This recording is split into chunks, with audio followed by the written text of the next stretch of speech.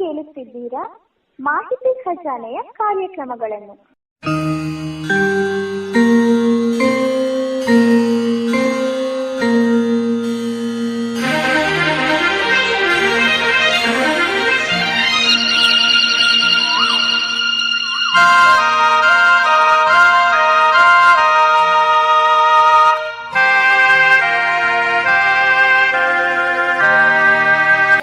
ರಾಜ್ಯೋತ್ಸವದ ವಿಶೇಷ ಸರಣಿ ಕಾರ್ಯಕ್ರಮ ಕೆಪಿ ಪೂರ್ಣಚಂದ್ರ ತೇಜಸ್ವಿಯವರ ನುಡಿಮುತ್ತುಗಳು.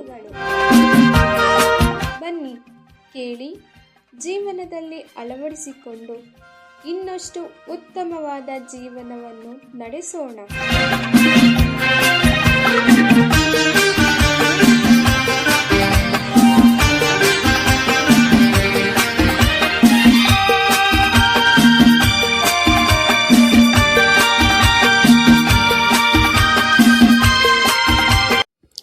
ನಮಸ್ಕಾರ ಸ್ನೇಹಿತರೆ, ಮಾಹಿತಿ ಖಜಾನೆಯ ಇವತ್ತಿನ ಕೆಪಿ ಪೂರ್ಣಚಂದ್ರ ತೇಜಸ್ವಿಯವರ ನುಡಿಮುತ್ತಿಗೆ ನಮ್ಮೆಲ್ಲ ಕೇಳುಗರಿಗೂ ಪ್ರೀತಿಯ ಸ್ವಾಗತ. ಕನ್ನಡ ರಾಜ್ಯೋತ್ಸವದ ಪ್ರಯುಕ್ತ ಈ ವಿಶೇಷ ಕಾರ್ಯಕ್ರಮ ನಡೀತಾ ಇದೆ ಸ್ನೇಹಿತರೆ.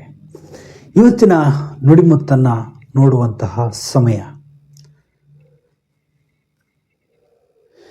ಬೇರೆಯವರ ಬುದ್ಧಿವಾದಕ್ಕೆ ಕಿವಿಗೊಡುವಂತೆ ಇದ್ದಿದ್ದರೆ ನಮ್ಮ ಜೀವನದಲ್ಲಿ ಆಗುವ ಅನಾಹುತಗಳನ್ನು ತಪ್ಪಿಸಬಹುದಿತ್ತು ಅಲ್ವಾ ಸ್ನೇಹಿತರೆ? ಎಂತಹ ಅದ್ಭುತವಾದ ಮಾತು ಇದು. ಜೀವನದಲ್ಲಿ ಯಾರೋ ಒಬ್ರು ನಮಗೆ ಒಳ್ಳೆ ದಾರಿಯಲ್ಲಿ ನಡೆಯೋದಕ್ಕೆ ಸಲಹೆ ನೀಡ್ತಾರೆ.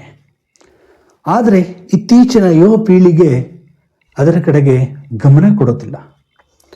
ಯಾಕಂದರೆ ನಮ್ಮದು ಹೊಸ ಯುಗ, ಅವತ್ತಿನ ಕಾಲ ಎಲ್ಲ ಮುಗಿದೋಯ್ತು ಸ್ವಾಮಿ ಅಂತ ಯೋಚನೆ ಮಾಡ್ತಿರ್ತಾರೆ. ಯಾಕೆ ಮುಗಿದೋಗುತ್ತೆ?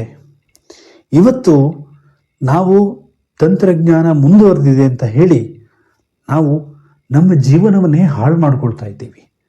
ಹಿರಿಯರು, ತಿಳಿದವರು ನಾಲ್ಕು ಬುದ್ಧಿ ಮಾತುಗಳನ್ನು ಹೇಳಿದರೆ ಅವರಿಗೆ ನಾವು ಹಾನಿಕಾರಕ ಮಾತುಗಳು ಅಥವಾ ಹಾನಿ ಮಾಡೋದಕ್ಕೆ ಹೊರಡ್ತೇವೆ.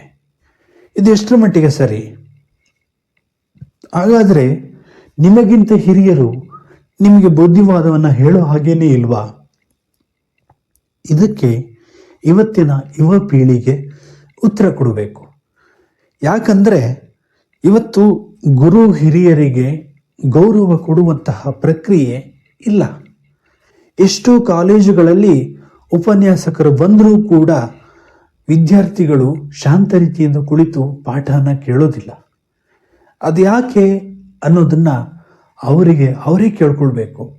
ಯಾಕಂದರೆ ಹಿರಿಯರ ಮಾತುಗಳು ಒಂದೊಂದು ಬಾರಿ ಖಾರವಾಗಿರ್ತವೆ.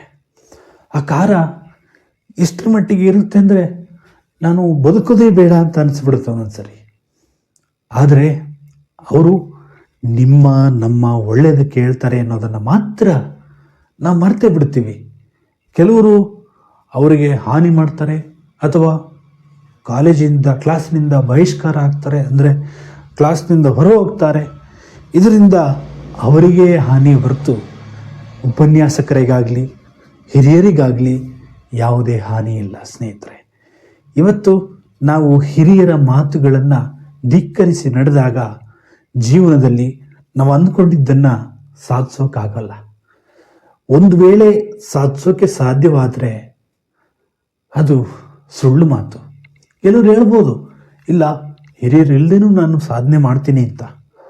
ಅದು ಎಂದಿಗೂ ಸಾಧ್ಯ ಇಲ್ಲ. ಇವತ್ತಿನ ಸಂದೇಶ ಇಷ್ಟೇ, ಜೀವನದಲ್ಲಿ ಹಿಂದೆ ಗುರು ಇರಬೇಕು, ನಮ್ಮ ಬೆನ್ನನ್ನು ತಡ್ತಾ ಇರಬೇಕು.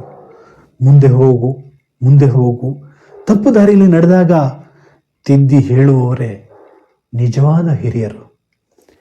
ಏಕೆಂದರೆ ಪ್ರೋತ್ಸಾಹ ನೀಡದೆ ಅವರು ನಮ್ಮೆಲ್ಲರನ್ನ ಸಾಧಿಸಿ, ಅಂದರೆ ಪ್ರೋತ್ಸಾಹ ನೀಡ್ತಾ ಸಾಗಬೇಕು. ಅಷ್ಟೇ ಅಲ್ಲದೆ ಕೆಟ್ಟ ವಿಷಯಗಳಿಗೆ ಪ್ರೋತ್ಸಾಹ ನೀಡದೇ ಇರುವಂತಹ ಹಿರಿಯರು ನಮ್ಮೆಲ್ಲರಿಗೂ ಕೂಡ ದಾರಿದೀಪವಾಗಿ ನಿಲ್ತಾರೆ. ಈ ಮಾತುಗಳು ಎಲ್ಲರಿಗೂ ಕೂಡ ಸ್ಫೂರ್ತಿಯಾಗಲಿ. ಮತ್ತೆ ನಾಳಿನ ಕಾರ್ಯಕ್ರಮದಲ್ಲಿ ಭೇಟಿಯಾಗೋಣ. ಎಲ್ರಿಗೂ ಒಳ್ಳೆಯದಾಗಲಿ. ಇನ್ನೂ ಯಾರು ಸಬ್ಸ್ಕ್ರೈಬ್ ಮಾಡದೆ ನೋಡ್ತಾ ಇದ್ದೀರಿ, ಈ ಕೂಡಲೇ ಸಬ್ಸ್ಕ್ರೈಬ್ ಮಾಡ್ಕೊಳ್ಳಿ. ಕರೆಂಟ್ ಸೆಟ್ಟಿಂಗಲ್ಲಿ ಆಲ್ ಒಂದು ಸೆಲೆಕ್ಟ್ ಮಾಡ್ಕೊಳ್ಳಿ ಅಂತ ಹೇಳ್ತಾ ಮತ್ತೆ ಭೇಟಿಯಾಗೋಣ. ನಮಸ್ಕಾರ.